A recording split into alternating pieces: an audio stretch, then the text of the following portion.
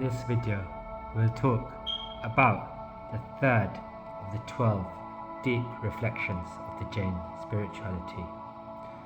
The third bhavna or reflection is called Sansaar Bhavna, where one reflects upon the nature of this world.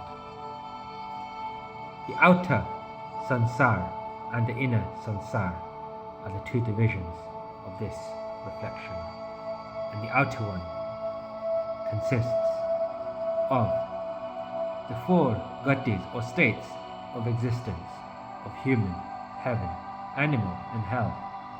And this reflection says the Sansar is dukkhamay, dukkvalak and dukkhanubandak. There is more pain and less happiness. But this outer Sansar is only the way it is due to our inner Sansar, which consists of our inner enemies. Gush, I. Gush is Sansar and I is that which increases. Just like a boat can sail on the water and perhaps even get to the shore of salvation. But if the water gets into the boat, it will very quickly sink. Similarly, one may still get across while living in this world, of this sansar. But if this sansar or this world goes within them, it becomes a lot more difficult. These bhavanas or reflections, it's important not to take them in isolation, else it can lead to depression. But take them of the impermanence and the negativity of this material world compared with the treasures and the joys of the soul, the inner self, and that goodness we see reflected in everything and everyone. But that goodness is of the inner self, which is the source of good, as opposed to the material world, which we will describe now. To further understand the Sansaar Bhavna, let's take a story from the famous painting of the Madhubindu Nilalaj. There was a man who was being chased by an elephant. He ran and ran as the elephant was about to crush him, and he got to a ravine where he had to jump. He luckily managed to hang on to a rope. He looked down and saw 4 deadly alligators, or in some pictures snakes, waiting to eat him. He was terrified. He looked up and he saw a black mouse and a white mouse slowly nibbling away at this rope. Then, as he was swinging side to side, he upset a beehive, and all the bees came and started to sting him. In all of this commotion, a spaceship came from the sky. There's 2 individuals inside and said, "Give us your hand and we will save you." But at that time, drops of honey were falling from a beehive that he had upset. And while these bees were all still stinging him and hurting him, he could see that sweet honey. He'd stuck his tongue out to try to get a drop of the honey, and he said to the people inside the spaceship, "Let me have 1 drop of honey, and then I will come with you." But alas, in that time, the spaceship had gone. This man represents all of us. The elephant represents old age, disease and death, Jain, Jara, Maran, which chases after each and every person.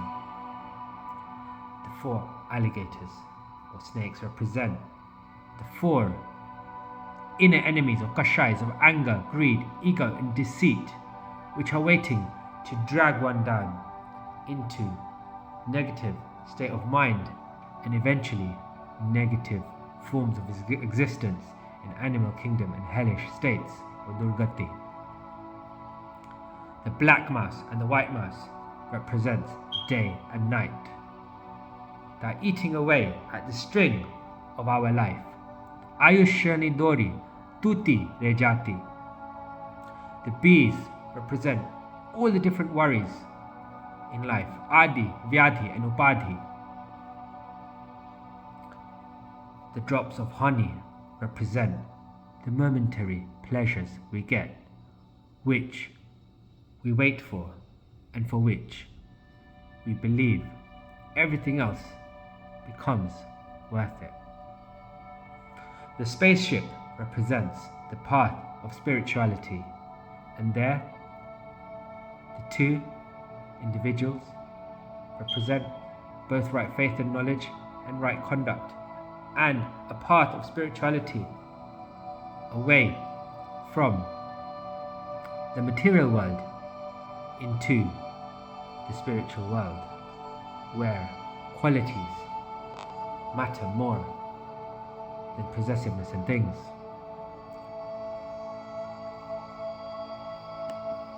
And the whole painting represents the Sansaar. Dukhmay, Dukhfalak, Dukhanubandhak.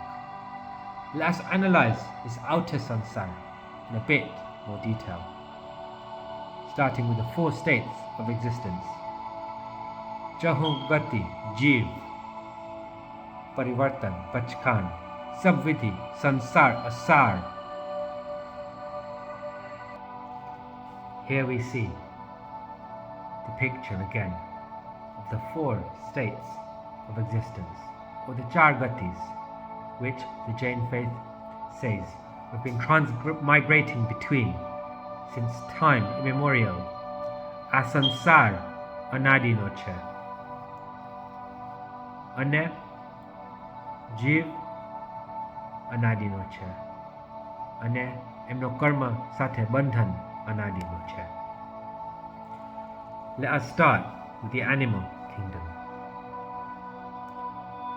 Animals are always fearful, either as a predator looking for the next meal, or the prey fearing for their lives. Whatever the elements, whatever the weather, they live in a constant situation akin to the Hunger Games, where it's all about a fight for survival. The plants don't even have the ability to move. Look at this picture of the tree.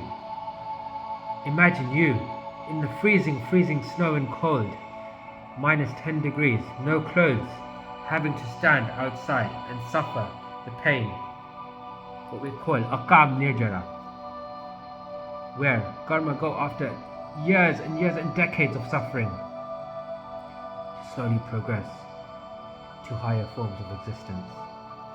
The situation for all the one-sensed beings, whether it be Apkai, Teokai, Vaukai, Vanaspatikai, or earth, water, fire, wind, or plants, is similar, a state of pain and helplessness. The pains of hell or Narak need no explanation. Each and every major religion will talk about this as an entity. Why? Because it is real. A place where one does not die, but suffers innumerable pains akin to death, as a balancing of their karma, or a form of purgatory. Transient and temporary, yet tens of thousands of years, 10,000 years in minimum duration. Let's move to our world, Manushyalok, which out of the four states of existence is the one everybody desires and the one that's more happy in relative terms. Even there, the majority of our world is starving, lacking but the basics to survive. And from those that do have everything, still, if we take a typical lifespan, the first 9 months are upside down in the mother's womb. Unte mate latakyo ho jinavaria. Hunatavo thaine natak eva natyo re jinavaria. This famous sajai or song from the Jain tradition describes the pains of birth, the pains in the womb where one is surrounded by waste materials. We don't remember it because it's too painful. And next come the pains of birth, which none of us also remember because it is too painful. But have you seen anybody laugh when they come out of the womb? Every baby cries when they come out of the womb because it is immensely painful. Painful for the mother, we know, but even more painful for the baby, whose very head gets squeezed and molded like a vice-like grip at that time. And then, through all the phases of life, whether in childhood, in teenagehood, adulthood, different adi, vyadhi and upadi as the bees stinging. Will I study? Will I get my job? Will I get married? How do I look after my kids and my parents at the same time? What do I do? And yes, of course, there's a lot of happiness in our lives, but there's also a lot of sadness. And the people who do have some happiness are the exception when you consider the whole world and how many are struggling. There are moments of happiness, of course, like these drops of honey. But even that happiness, the happiness that's not the honey, comes from, not from the sansar, but from the goodness in each and every person, which is from the soul and not from sansar. The pains of old age, Jai Jaramaran. Moti, or cataract in the eyes. A stick to walk with. Again, illustrated in this famous Sansaar Natak, the sajai, or the reflection of the song.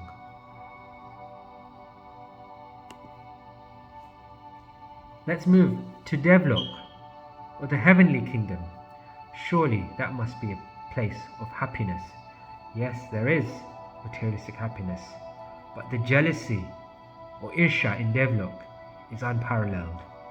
The green monster of jealousy raises its head, and those who have are always looking at those who have more, pretty much like many of the celebrity lifestyles today, but to an even more extreme form.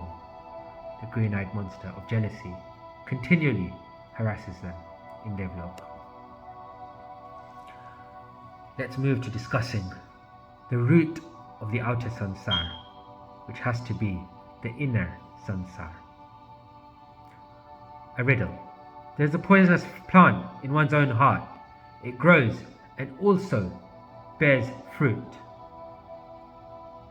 What is this poisonous plant? And how do you defeat it?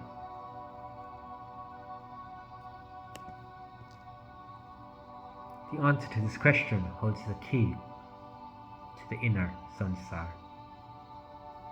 And the outer pain is only there because of the inner pain, because all four of these gatis or states of existence arise only because of the inner sansar.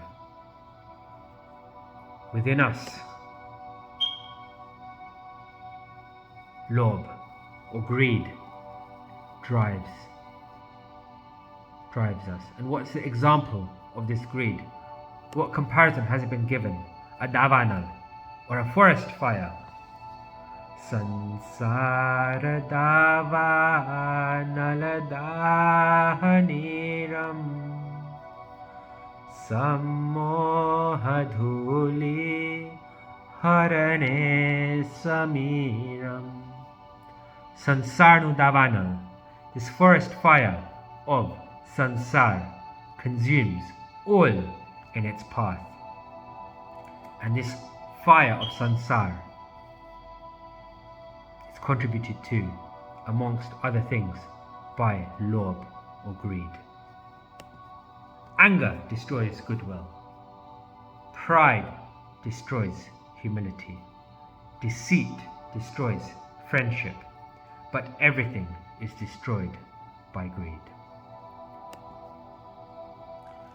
14th century famous Canterbury Tale of Chaucer has the Pardoner's Tale, and this story is also found in the Eastern traditions many years before, and all traditions have this metaphor on greed, where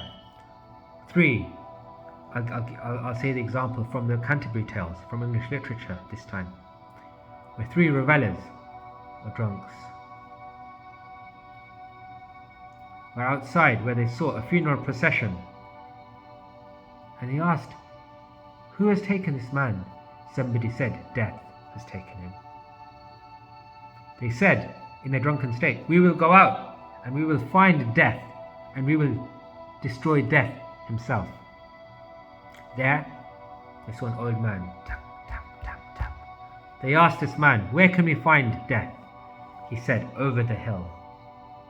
There you will find Death." They went, and there they found a pot of gold.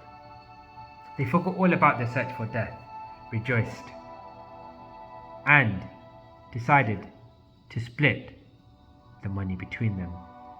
They thought, let's celebrate first. 2 went to get the drinks. 1 went to get the drinks and food. The other 2 waited. And in that time, death entered all of them. The one that went to get the drinks thought, why share this between 3 if I can have it on my own? And he bought poison, which he put in 2 of the drinks and left his free. The other 2 thought, why don't we divide this by 2 instead of 3? We'll have more each. And plotted a plan to kill this 3rd one as soon as he arrived back. This happened. They all got there. The 3rd person was killed by these other 2. They thought, before we take and enjoy this money, let's each have a drink. By chance they picked up the 2 poison chalices and also passed away. All 3 of them dead around this pot of gold. Not the money itself, but the love of money is greed and is a root of Sansaar. The other big contribution to Sansaar we'll talk about today is Trushna, or desire, and desire means pain or dukh. A man once had a dream that he was so thirsty he drank all the water from all the dewdrops on the plants, all the streams, all the lakes, all the oceans, but nothing satisfied his thirst. And our situation is the same. No matter how much you have, you will always want more, because this is the nature of greed and desire. The only way to arrest that is not to keep feeding the beast, but satisfaction. The story of Kapil Kevali from the Jain tradition illustrates this exact point. A child builds a sandcastle in the beach, but then a wave comes and blows it down. He's so sad he starts crying. The parent explains, this would have happened anyway. In the same time, we build our dreams and hopes and aspirations in this Sansaar and get so attached to it. But just like the parent explained to the child, so in religion, God, Bhagwan, is explaining to us, कि आ संसार असार छे, ने जे काई छे, स्वप्न जेवु छे. It's but a dream.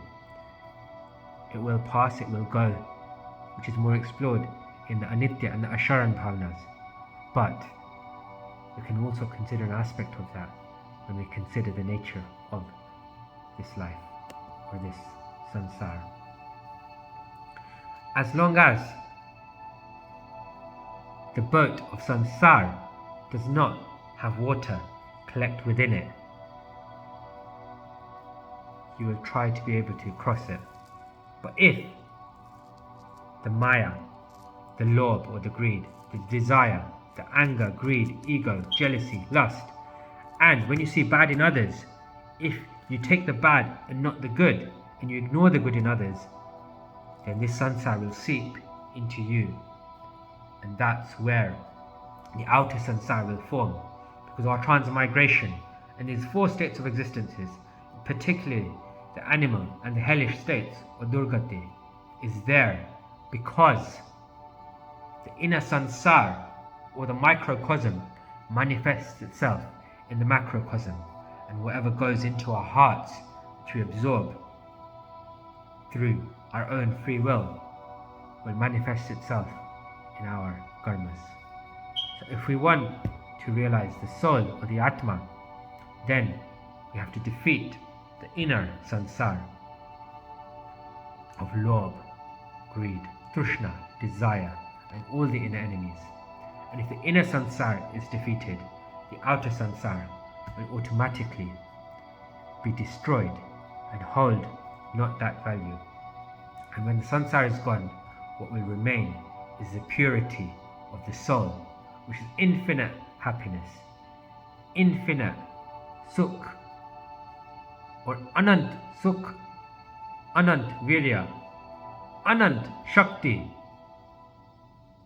And that is our reflection today on Sansaar Bhavna, or the third of the 12 deep reflections as tools within the Jain religion. We'll explore a lot more about this afterwards, but just remember not to only take it as a negativity, but to realize the power of dharma and the soul, which is much, much, much more powerful than the sansar. And the sansar is terrible, but there is something higher, purer, which, just as sansar is terrible, is great, which is God and the path of spirituality. Thank you. Burna. If I've said anything wrong or against any faith, please forgive me. Chami Dutta.